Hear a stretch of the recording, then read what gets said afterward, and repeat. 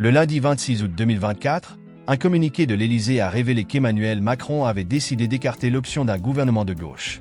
Cette annonce a suscité une vive réaction parmi les personnalités politiques qui se sont exprimées tant sur X, anciennement Twitter, que sur BFM TV, appelant à une grande mobilisation.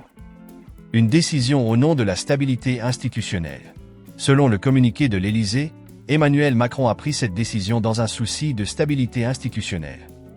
Le président de la République, sans nommer directement la France insoumise, a incité les partis socialistes, écologistes et communistes à coopérer avec les autres forces politiques.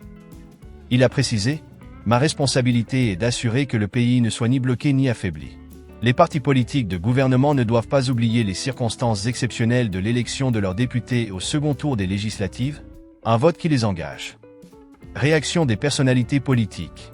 Immédiatement après cette annonce, de nombreuses figures politiques ont exprimé leur mécontentement. Fabien Roussel, sur BFM TV, a appelé à une grande mobilisation populaire en suggérant la tenue de rassemblements, notamment devant les préfectures. Jean-Luc Mélenchon, sur X, a dénoncé une situation de gravité exceptionnelle, affirmant que la réplique populaire et politique doit être rapide et ferme. Il a annoncé que la motion de destitution sera déposée et que la censure d'un gouvernement de droite sera envisagée. Il a également exhorté les organisations défendant la démocratie à organiser une réponse commune.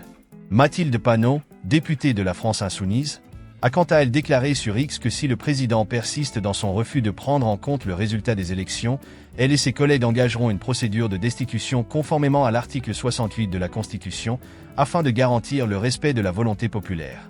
Réaction d'autres acteurs politiques.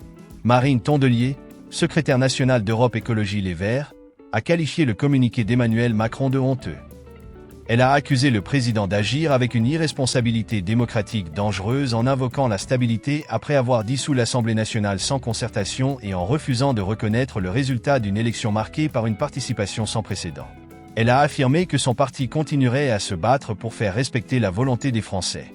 Sur BFM TV, Manuel Bompard, coordinateur de la France insoumise, a dénoncé ce qu'il considère comme un coup de force antidémocratique tout à fait inacceptable. Il a exigé que le président de la République indique clairement quelle autre coalition pourrait former le gouvernement, en affirmant que c'est le NFP qui doit constituer le prochain gouvernement du pays.